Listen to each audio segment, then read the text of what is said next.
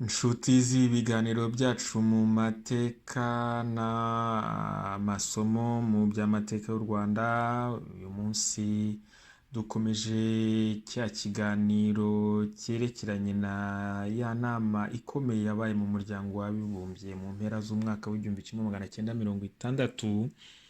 Nk'uko mubyibuka rero ubushize iyo nama yari yatangiye ku itariki ya 25 Ugushyingo igihumbi kimwe magana cyenda mirongo itandatu, yiga cyangwa se itegura ubwigenge bw'intara y'u Rwanda n'u Burundi byari indagizo y'igihugu cy'Ububiligi. Muribuka ko twumvishe icyo uhagarariye igihugu cy'Ububiligi yavuze ku buryo Ububiligi bwayoboye u Rwanda kugeza muri uwo mwaka. Twumvise icyo Michel Rwagasana wari uhagarariye UNAR nawe yavuze. Twumvise icyo Anastase Makuza wari uhagarariye ishyaka rya Parme Hutu yavuze. Twumvise kandi icyo Padiri Alexandre Rutera wavuga ku giti cye nawe yavuze. Twumva n'icyo uwari uhagarariye ishyaka rya Prosoma Aloys Munyangaju avuga. Uyu munsi rero turi ku munsi wa gatatu w'icyumweru, turi ku itariki ya 30 Ugushyingo igihumbi kimwe magana cyenda mirongo itandatu, ni saa 5 za mu gitondo. Ni inama y'igihumbi na 67 ya komite ya kane. Uyu munsi rero inama igiye gukomeza. Mbibutse ko abantu 15 kuri 20 bari basabye kumvwa n'aka kanama k'umuryango w'abibumbye gashinzwe ibihugu by'indagizo byo muri Afurika y'Iburasirazuba, aribo bari bahari. nkaba nagira ngo mbibibutse, hari Aloys Munyangaju wari uhagarariye Prosoma, hakaba bari bahagarariye icyo bitaga Front Commun baturukaga i Burundi, barimo ba Bwana Jean Birahinyuna, ba Joseph Birori, Pierre Burarame na Pascal Mbuziyonja. Hanyuma hakabamo Anastase Makuza na Lazare Mpakaniye bari bahagarariye ishyaka rya Parme Hutu. Hakaba rero na Prosper Bwanakweli wari uhagarariye ishyaka rya RADER. Hanyuma ishyaka rya UNAR ryari rihagarariwe n'abantu benshi, aribo Michel Kayihura, Barnabas Nkezabahizi, Cosmos Rebero, Joseph Rutsindintwarane na Michel Rwagasana. Hanyuma hakaba hari na Padiri Alexandre Rutera. Uyu munsi rero tugiye kureba icyo abandi bari bahagarariye UNAR ndetse na RADER tuzareba bikora mu mbabarire mu kiganiro gikurikiraho. Bitangirayo nk'uko mubyibuka, iraporo nkoreraho umwimerere iri mu Cyongereza, nkayihindura mu Gifaransa, ariko nk'uko bisanzwe yaba iri mu Cyongereza cyangwa mu Gifaransa murabisanga kuri blog yanjye, mukaba mwabyisomera. Utangira kuvuga rero mu bagize UNAR ni Bwana Rebero. Ndabivuga mu Gifaransa mbisobanure mu Kinyarwanda. Monsieur Rebero dit qu'il comparait devant le comité pour nier la version belge des événements tragiques du Rwanda et pour montrer que l'Union nationale rwandaise était un parti d'union nationale et non une faction Tutsi.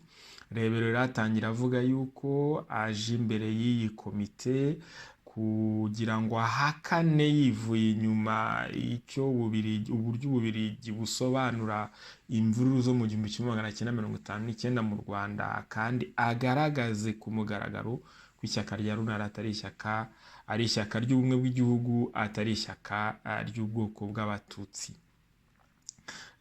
C'est parce qu'il était nationaliste qu'il s'était opposé à la politique de division et de gouvernement de l'administration belge. Akakomeza avuga ati nuko nyine ishyaka ryacu ryari ishyaka riharanira inyungu z'Abanyarwanda, atari ishyaka kandi rikaba ritemera amacakubiri ya guverinoma aterwa na guverinoma y'u Burundi. C'est cette politique qui était à l'origine du récit belge des causes de l'effusion de sang au Rwanda, mais il n'était pas nécessaire qu'il approfondisse ce point, car les nombreux représentants des anciens pays coloniaux connaissaient parfaitement ces manœuvres. Akaba avuga ko ari iyo politiki yo gutandukanya abanyarwanda igihugu cy'Ububiligi cyitwaza mu gusobanura uburyo amaraso yamenetse mu Rwanda, ariko akaba atari bwibande cyane kuri ibyo, kuko ibihugu byinshi byo muri Afurika byakolonijwe n'abizi neza uko icyo kibazo giteye. Agakomeza avuga ati le problème Hutu-Tutsi n'est pas racial mais politique. Ati ikibazo cy'abahutu hagati y'abahutu n'abatutsi ntabwo ari ikibazo cy'ubwoko, ahubwo ni ikibazo cya politiki. Les autorités belges du Rwanda au Burundi avaient pratiqué la discrimination à l'égard des Hutus en admettant que les fils des chefs et des sous-chefs, dont la plupart étaient Tutsis, dans les écoles administratives. Ati abategetsi b'Ababiligi bayoboye u Rwanda n'u Burundi bakoze politiki y'ivanguramoko, bavanguye abahutu cyangwa se babangamiye ubwoko bw'abahutu, abantu baturuka mu bwoko bw'abahutu, mu gihe bemereraga gusa mu mashuri abana b'abashefu n'abasous-chefs bakomoka mu bwoko bw'abatutsi. Lorsque l'association pour la promotion sociale de la masse, Prosoma, a vu le jour, revendiquant légitimement l'égalité de droit pour les trois races du Rwanda, il a été l'un des premiers à attirer l'attention des autorités sur l'urgence de résoudre le problème de peur qu'Aprosoma ne soit utilisé pour attiser la haine. Bakomeza avuga ko ngo igihe ishyaka rya Prosoma ryavukaga risaba ko abantu bose bareshyeshywa imbere y'amategeko bakagira uburenganzira bumwe. Birakomeza avuga ko yabaye umwe mu ba mbere bahamagariye igihugu cy'Ububiligi n'ubuyobozi bw'Ububiligi mu Rwanda ko bagerageza gukemura icyo kibazo, kuko ngo yatinyaga ko Prosoma yazakoreshwa mu buryo bwo gucana umuriro w'urwango mu Banyarwanda. L'administration belge, tout en refusant de s'attaquer au problème au motif qu'il était extrêmement délicat, a continué d'exacerber les sentiments en coulisses. Mu Kinyarwanda akavuga ati ubutegetsi bw'Ababiligi mu gihe bwari burimo bwanga gukemura icyo kibazo, uvuga ko ari ikibazo gikomeye cyane cyo kwitonderwa, mbese ari nk'amagi, ari nko kugenda ku magi, nyamara ngo ubwo butegetsi bwakomeje ahubwo gukaza umurego mu kuryanisha abanyarwanda mu buryo bwihishe. Umwami Mutara III à qui le peuple devait de nombreuses réformes sociales, notamment l'abolition du système d'Ubuhake et du travail forcé, s'était opposé à tout ce qui risquait de porter atteinte à l'unité du peuple rwandais qu'il symbolisait. Agakomeza avuga ati umwami Mutara wa gatatu Rudahigwa, abaturage b'u Rwanda bakesha amavugurura menshi mu rwego rw'imibereho myiza y'abaturage, cyane cyane nko guca ubuhake no guca akazi kadahemberwa, yari yaritambitse ku bintu byose byashobora gutuma abanyarwanda, ku migambi yose yashobora gutuma gucamo abanyarwanda ibice, ikarwanya ubumwe bw'abanyarwanda yarahagarariye. Le désir manifeste du Mwami de voir son état devenir indépendant le plus tôt possible a entravé ses relations avec l'autorité administrante. Akavuga ko ubushake bw'umwami wa gatatu Rudahigwa bwo kubona abanyarwanda, igihugu cy'u Rwanda cyagarurwa ubwigenge, byabangamiye umubano we n'igihugu cy'Ububiligi, cyangwa se umuntu akaba yavuga ko byazanye agatotsi mu mibanire ye n'abayobozi b'Ababiligi. Le 24 juillet 1959, il avait été convoqué à Usumbura et le lendemain sa mort soudaine avait été annoncée. Ngo ku itariki ya 24 Nyakanga 1959 yatumijwe Usumbura, ariyo Bujumbura y'ubu. Bukeye bwaho ngo urupfu rwe rutangazwa ku buryo butunguranye. Tant de raisons différentes ont été avancées pour expliquer sa mort, que le peuple est devenu suspect et que des rumeurs ont commencé à circuler selon lesquelles le mwami avait été empoisonné par les Belges.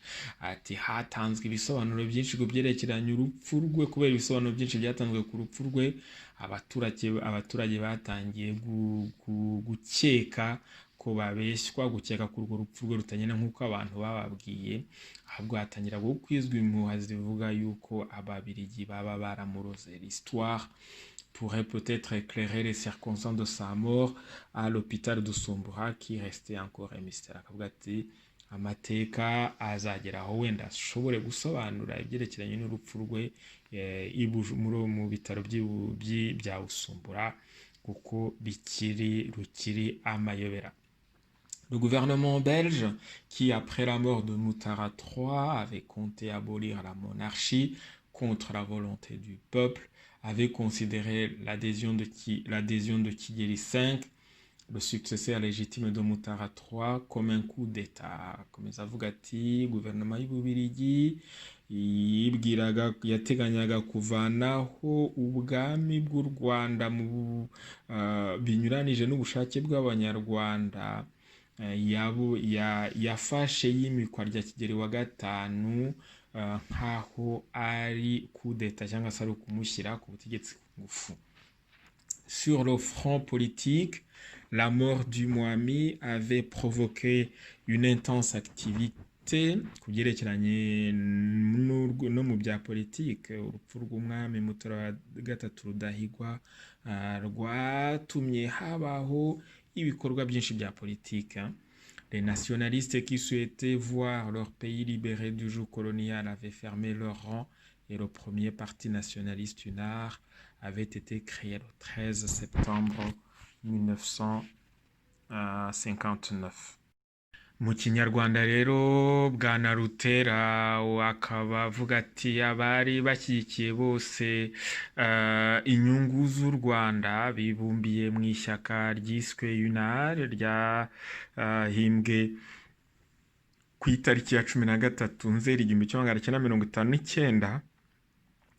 Ubwo rero nyine bari bifuzaga bose kugira ngo bavane ubukoloni mu Rwanda, bariyegeranije hanyuma ishyaka rya mbere mu Rwanda rirashingwa ryitwa UNAR, ari ryo nyine ryavutse ku itariki ya 13 Nzeri 1959. En quelques semaines, 3 autres partis avaient vu le jour. Ati mu byumweru bike cyane andi mashyaka atatu yaravutse: le Rassemblement démocratique rwandais RADER, le Parti du mouvement de l'émancipation Hutu Parmehutu et APROSOMA. Ati hakaba hari RADER, hakaba Parmehutu ndetse na APROSOMA. Les deux derniers se sont engagés à attiser la haine raciale sous l'égide de l'administration belge. Ati abiri ya nyuma rero Parmehutu na APROSOMA nta kindi yakoze usibye gucana umuriro w'urwango hagati y'amoko bashyigikiwe n'ubutegetsi bw'Ububirigi. En novembre 1959, les partis néocolonialistes, utilisant des mercenaires assistés par des troupes et des officiels belges, avaient lancé une attaque contre tous les nationalistes indésirables. Ati mu Gushyingo mu 1959 ayo mashyaka ashyigikiye gashakabuhake akoresheje abacanshuro b'Ababirigi, abacanshuro b'abasirikare n'abakozi b'Ababirigi batangiye gutera abari bashyigikiye amashyaka yashakaga ubwigenge. Contrairement à la théorie belge, il n'y a pas eu de conflit entre Hutu et Tutsi en tant que tel. En effet, lorsqu'il avait rendu visite à des réfugiés au Tanganyika, il avait rencontré de nombreux Hutus en plus des Tutsis.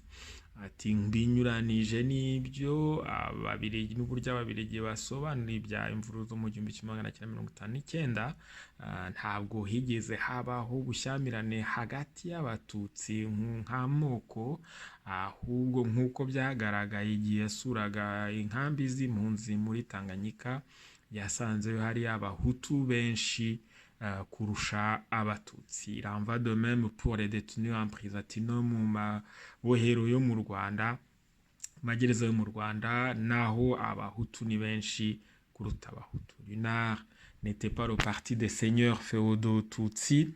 Ati ishyaka ntabwo ryari bagashaka bo hake b'abatutsi. Il a tiré ses membres de toute la population du Rwanda, quelle que soit sa race, sa religion ou sa classe sociale. Ati inari yavanaga abayoboke bayo mu baturage b'u Rwanda idashingiye ku bwoko, idini cyangwa se ubutunzi. Au moins les 2/3 de ses membres étaient des Hutus, dont le président, le vice-président et le secrétaire général. Akavuga ko rero 2/3 by'abari bagize ishyaka rya RUNAR bari abahutu. Ati ndetse perezida waryo, vice perezida waryo na secrétaire général bakaba ari abahutu. En conclusion, il demande au comité de garder à l'esprit les 12 points que le secrétaire général de son parti, M. Rwagasana, a proposés comme remède efficace à la situation déplorable du Rwanda au Burundi. Mu gusoza akavuga yuko asaba komite gutekereza neza ku bintu 12 umunyamabanga mukuru w'ishyaka rya RUNAR Bwana Rwagasana yatanze mu nama y'1965 nk'umuti w'ibibazo ugaragara ku byerekeranye u Rwanda n'u Burundi. Monsieur Revero souligne toutefois que toute mesure envisagée devrait impliquer un contrôle de la part des Nations Unies car le gouvernement belge n'est plus suffisamment impartial pour remplir ce rôle. Bwana Revero yarangiza avuga ko ibisubizo byose byakorwa bigomba kugenzurwa ku buryo bwihariye n'umuryango w'abibumbye kuko igihugu cy'Ububiligi, guverinoma y'Ububiligi itakibasha gukora akazi kayo mu butabera kandi ikaba itakibashije no kugakora neza. Bwana Revero arangije rero hakurikiyeho Bwana Kayihura, mu gifaransa aravuga ati Monsieur Kayihura, Union nationale rwandaise, dit que même avant les troubles de novembre 1959, l'autorité administrante avait constamment ralenti l'émancipation politique. Ati yewe mbere y'imvururu zo mu Gushyingo 1959 ubutegetsi bw'Ububiligi bwari bwaragabanije umurego mu guha ubushobozi abanyarwanda n'abarundi kwiyobora. Les différents conseils qui ont été créés, et notamment le Conseil supérieur de l'État, ont fait un certain nombre de propositions constructives de réformes politiques et sociales et qui n'ont pas été suivies par l'administration belge. Ati inzego zimwe nk'urwego nk'inama nkuru y'igihugu cy'u Rwanda byari byaratanze ibyifuzo bimwe na bimwe byubaka, ibitekerezo bimwe na bimwe byubaka mu mavugururwa ya politike n'imibereho myiza y'abaturage. Atari ko ibyo byose Ububiligi nta gaciro bwigeze bubiha. Le Conseil supérieur avait également soumis au groupe de travail en avril 1959 des propositions définitives de démocratisation des institutions politiques. Ati ndetse inama nkuru y'igihugu yari yahaye itsinda ry'akazi kagizwe n'igihugu kayoherejwe n'igihugu cy'Ububiligi muri Mata 1959.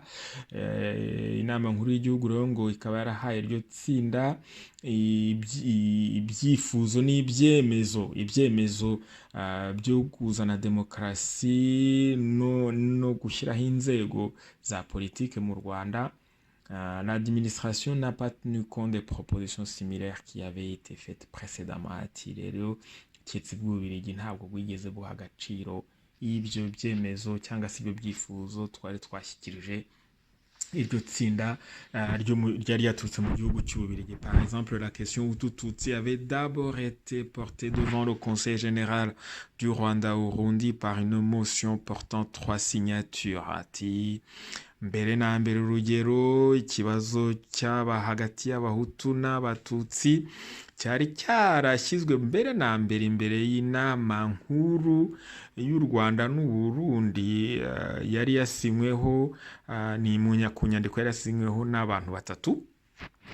Le gouverneur du Rwanda Burundi, qui était également président du Conseil, a reporté l'examen de la question et en fait elle n'a jamais été examinée. Ati nuko guverineri w'u Rwanda n'u Burundi ari nawe wari perezida w'iyo nama y'u Rwanda n'u Burundi, icyo kibazo yavuze ko kizigwa nyuma, ati mu by'ukuri birangira kitizwe na rimwe.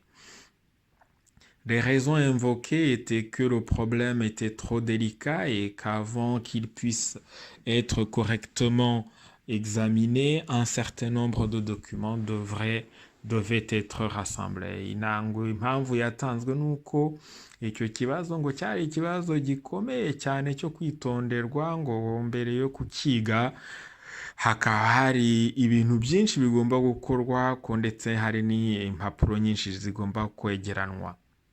Le Haut Conseil, le Haut Conseil d'État a ensuite examiné le problème et a formulé un certain nombre de recommandations en vue de sa solution. Ati nuko inama nkuru y'igihugu yize icyo kibazo ndetse itanga imiti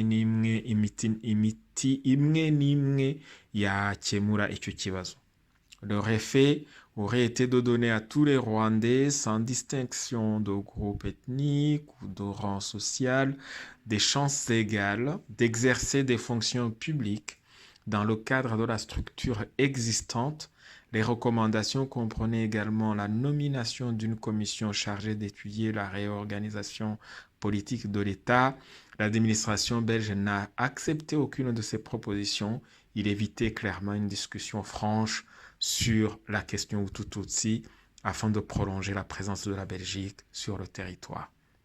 Avuga ati ibyo byifuzo rero icyo byari kuzanira abanyarwanda hatavanguwe amoko baturukamo cyangwa se urwego baherereyemo mu by'ubukungu, kwari ukubaha amahirwe angana mu butegetsi, mu kubona utuzi mu butegetsi bwa leta cyangwa mu butegetsi bwa leta bwari buriho icyo gihe. Ikindi kandi nuko ngo hari gushyirwaho komisiyo ngo yo kwiga ikibazo cy'uburyo ubutegetsi bwa leta bwavugururwa. Atari ku butegetsi bw'Ububiligi ntabwo bwigeze bwemera ibyo byifuzo, bikaba bigaragara neza ko ubwo butegetsi butigeze bushaka icyo kibazo kiganirwa ku mugaragaro mu ruhame, kugira ngo ubutegetsi bw'Ububiligi buzakomeze kubaho mu Rwanda iteka n'iteka ko Ababiligi batifuzaga kuva mu Rwanda.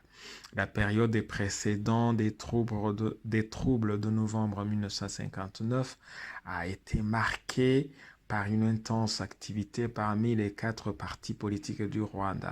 Akavuga ko rero igihe kibanziriza imvururu zo mu Gushyingo 1959 ngo cyaranzwe n'akazi gakomeye mu rwego rwa politike k'ayo mashyaka nera ari mu Rwanda.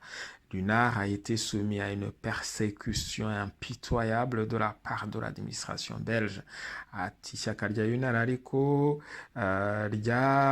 ryakorewe ibikorwa by'urugomo byinshi nta mbabazi bituruka ku butegetsi bw'Ababiligi. Si les partis qui soutenaient l'administration avaient reçu un soutien moral et matériel, les réunions de l'UNAR avaient été empêchées, ses membres arrêtés et soumis à des intimidations et à des contraintes. Ati mu gihe ubutegetsi bw'Ababiligi bwahaga imfashanyo igaragara n'inkunga igaragara amashyaka yarabushyigikiye, ati muri icyo gihe UNAR yo yabujijwe gukora amanama, bamwe mu bayoboke bayo barafatwa barafungwa, abandi baterwa ubwoba n'ibindi.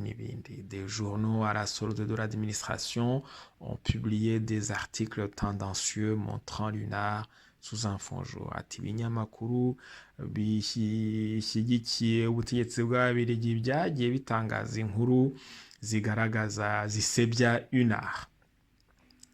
Il ne s'attardera pas sur les troubles qui se sont produits en novembre 1959. Depuis le mémorandum de son parti à la mission de visite en a rendu compte. Il mentionnera cependant le fait que ce sont des membres du Parmehutu et d'approchement qui ont ouvert les hostilités et que ce n'est qu'après une semaine de massacre que la population a exercé de représailles. Aravuga ko atari butinde ku mvururu zo mu 1959 mu kwezi kwa 11, ariko avuga yuko inyandiko yakozwe n'ishyaka rye ashyikirijwe akanama k'umuryango w'abibumbye kasuye u Rwanda ibivuga neza. Aravuga gusa yuko icyo ashaka kuvuga ari uko ari Parmehutu na Prosoma byatangije izo mvururu, ko ari gusa nyuma y'icyumweru cy'ubwicanyi ho rubanda yaterwaga yashatse kwirwanaho. Les troubles de novembre n'avaient pas été une révolution populaire. Des troupes de mercenaires belges dirigées et protégés par des milices belges ont été utilisés pour régler des comptes politiques. Agakomeza avuga ati imvururu zo mu Gushyingo 1959 ntabwo ari revolisiyo ya rubanda. Avuga ati abasirikare b'abacanshuro bayobewe n'uduco tw'Ababiligi nibo bakoreshejwe mu kugira ngo babangamire cyangwa se bice abantu badahuje nabo ibitekerezo bya politiki, badahuje nabo imibonere n'ibitekerezo mu rwego rwa politiki. Le retard inutile qui a eu lieu dans la suppression des troubles et le nombre de fonctionnaires qui ont encouragé l'extinction des troubles témoigne de la complicité des autorités. Akavuga ati gutinda mu guhagarika imvururu, ubutinde mu guhagarika imvururu, umubare w'abakozi ba leta bashyigikiye izo mvururu bigaragaza neza ubwo aho Ababiligi bari babogamiye. Les conseils élargis des sous-chefferies n'ont pas fonctionné de manière satisfaisante, car dans de nombreux cas, ils sont constitués d'incendiaires et de pillards dont le seul intérêt était de commettre de nouveaux délits. Aravuga ati za njyanama z'amashefri n'amasushefri ntabwo zakoze neza ku buryo bushimisha, ati kuko ahenshi zari zigizwe na ba rutwitsi na ba rusahurampunduru bari barangajwe imbere gusa n'inyungu yo gukora ibindi byaha. Les chefs de gang Parmehutu et Prosoma sont restés impunis. Et en effet, nombreux d'entre eux ont été récompensés par l'octroi de chefferies et de sous-chefferies. Ati abari bayoboye uduco tw'abantu bo muri Parmehutu n'aba Prosoma bakoze ibyaha ntabwo bigeze bahanwa, ahubwo abenshi bagororewe imyanya muri za chefferies na za sous-chefferies. La position de Lunard à l'égard de la monarchie en général et du Mwami Kigeli V en particulier est bien connue. Ati aho ishyaka rya Lunard rihagaze ku byerekeranye n'ubwami n'ubutegetsi bwa cyami ndetse no ku mwami Kigeli wa gatanu, ibyo aho ishyaka rya Lunard rihagaze hazwi neza. Lunard n'a toléré la monarchie que parce que la majorité de la population du Rwanda y était attachée. Ati ishyaka rya Lunard ryihangane cyangwa se rishyigikira ubutegetsi bwa cyami gusa kubera yuko rubanda abanyarwanda benshi bari bashyigikiye kandi bakunze ubwami. Néanmoins, le programme d'indépendance et de démocratisation du Mwami était similaire à celui des nationalistes, de sorte qu'il avait certainement droit à leur soutien. Ati ikindi kandi porogaramu y'ubwigenge no kuzana demokarasi y'umwami yasaga neza niyo abakunda igihugu nka Lunard nabo bari bashyigikiye, ati kubyo ariyo mpamvu twamushyigikiye kandi kimushyigikiye. Les élections communales qui avaient été préfacé par une campagne de propagande de l'administration en faveur de Parmehutu et qui a été détenu dans une période de troubles sous contrôle militaire, a naturellement conduit à l'émergence des partis favorisés par l'administration. Ati amashyaka yo ku rwego rw'amakomine yabanjirijwe na za propagande z'ubutegetsi bw'ababiligi zishyigikiye Parmehutu kandi agakorwa mu gihe cy'imvururu. Ati ibyo birumvikana, izo mvururu kandi agakorwa kandi mu gihe cy'ubutegetsi bwa gisirikare. Ati ibyo birumvikana ko yatumye ayo matora atsindwa n'abari bashyigikiwe n'ubutegetsi bw'ababiligi. La mission de visite a recommandé à juste titre que les élections soient reportées après la table ronde. Ati akanama k'umuryango w'abibumbye kasuye u Rwanda kari kasabye ko amatora yakwigizwa inyuma akazaba inyuma y'inama yari iteganyijwe mu gihugu cy'Ububiligi. Il ne fait aucun doute que les élections ont été imposées, que les résultats ont été falsifiés. Ati ibyo rero nta kwibeshya kurimo, biragaragaza ko amatora yashyizweho ku gahato kandi ko icyayavuyemo cyahinduwe cyangwa se atari cyo. Lunard avait refusé de participer aux élections pour ces raisons et parce qu'elle n'avait pas été précédée d'une amnistie politique et du retour des réfugiés, n'avait pas été placée sous le contrôle de l'ONU. Ati Lunard rero yo yari yanze kujya muri ayo matora kubera izo mpamvu, kandi n'izindi mpamvu zari uko aya matora atari yabanjirijwe n'imbabazi rusange mu rwego rwa politike, kandi ayo matora akaba atari yabanjirijwe no kugaruka kw'impunzi mu byazo, kandi aya matora akaba atari umuryango w'abibumbye ukaba utari waje kuyareberera. L'autorité administrante a assuré au conseil de tutelle que le seul but des élections serait la nomination des bourgmestres et des membres des conseils communaux et qu'il serait purement administratif et non politique. Ati mu ntangiriro ubutegetsi bw'ababiligi bwari bwatwijeje ko bwijeje n'umuryango w'abibumbye ko icyari kigamijwe kwari kugira ngo hatorwe ababurugumestre na za njyanama z'amakomine. Ati kandi icyo gikorwa kikaba atari igikorwa cya politiki, ahubwo cyari igikorwa cyo gushyiraho abakozi bo mu nzego za leta. Néanmoins, le ministre belge des Affaires africaines a déclaré publiquement qu'un gouvernement et une assemblée seraient mises en place à la suite des élections communales. Nyuma Minisitiri w'Ububiligi ushinzwe ibibazo bya Afurika avugira mu ruhame ko guverinoma n'inteko ishinga amategeko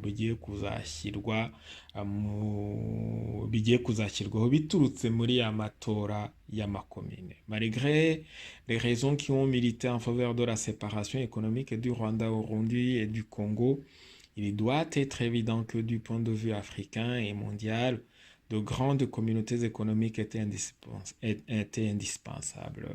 Kayihura agakomeza avuga yuko ati nubwo hari impamvu nyinshi zatanzwe kandi zigaragara zo gutandukanya intara ya Rwanda, Burundi na Congo, biragaragara neza yuko mu nyungu z'abanyafurika ndetse no mu nyungu rusange ku isi, ati hakenewe amahuriro manini y'ibihugu mu byerekeye ubukungu cyangwa se kwishyira hamwe kw'ibihugu mu byerekeye ubukungu.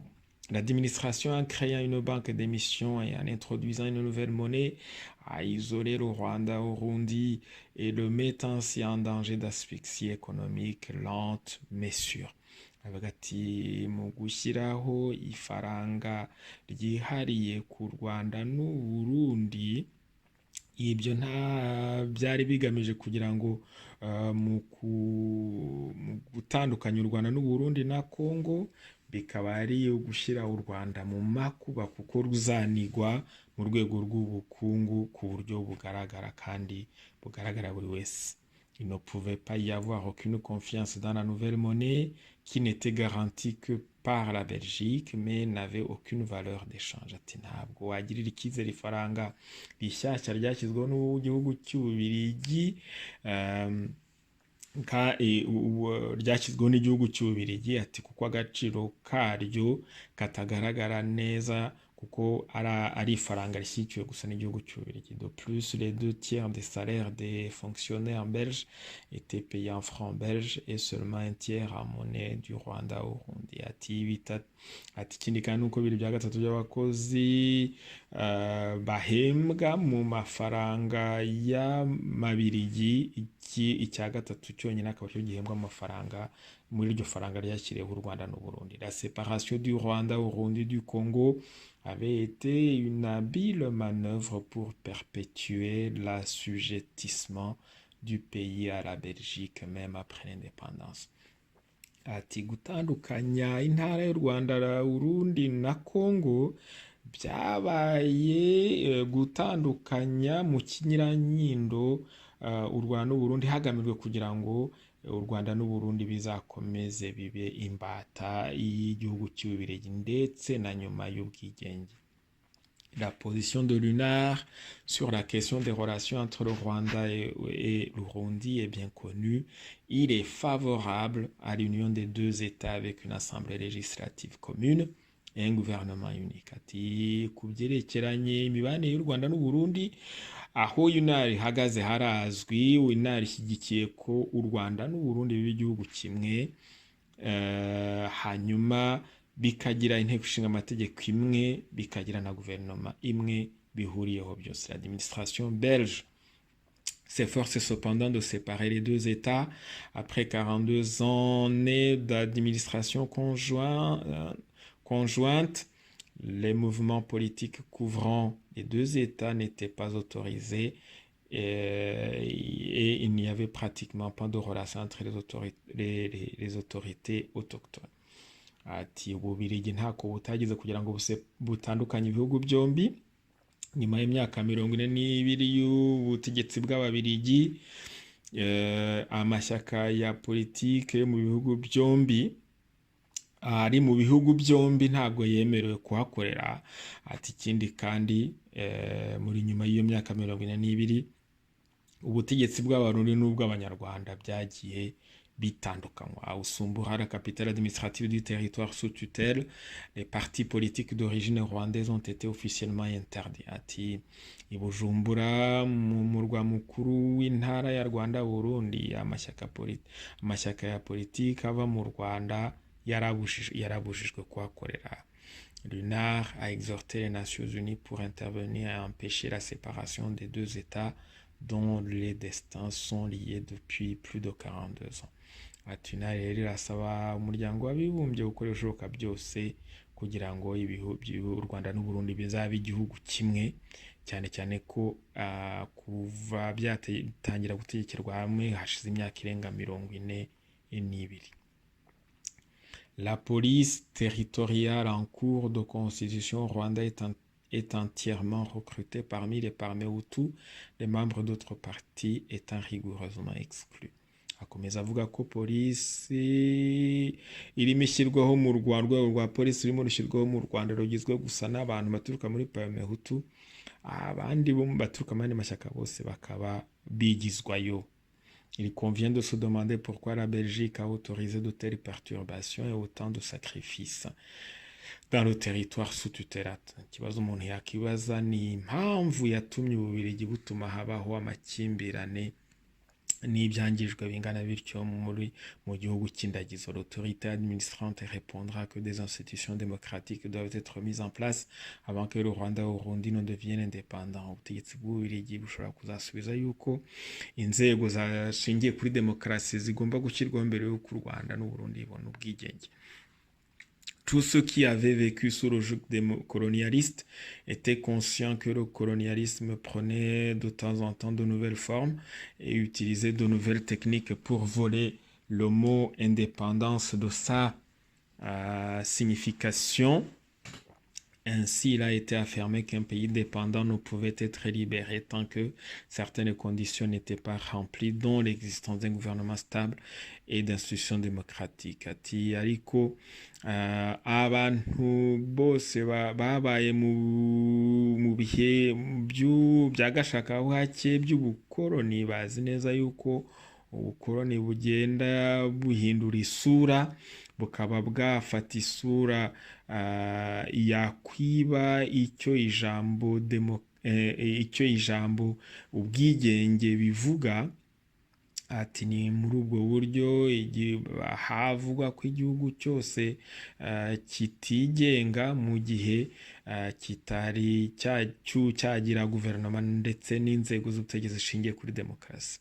En réalité, il était clair que le critère des institutions démocratiques dans le cas du Rwanda-Burundi visait à faciliter la mise en place d'institutions politiques et de personnel favorables aux intérêts belges. Ati mu by'ukuri rero kigaragara ni uko Ububiligi burajwe ishinga no gushyiraho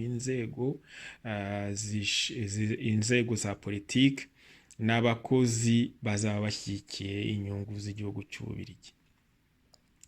Il appuie le programme en 12 points proposé par M. Michel Rwagasana à la 1065e séance en vue de mettre fin au chaos existant dans le territoire. Il a souligné la nécessité urgente d'une intervention des Nations Unies car des milliers de ses compatriotes souffraient et mouraient dans la pauvreté tandis que d'autres languissaient dans les prisons et les camps de concentration où avaient été placés en résidence assignée.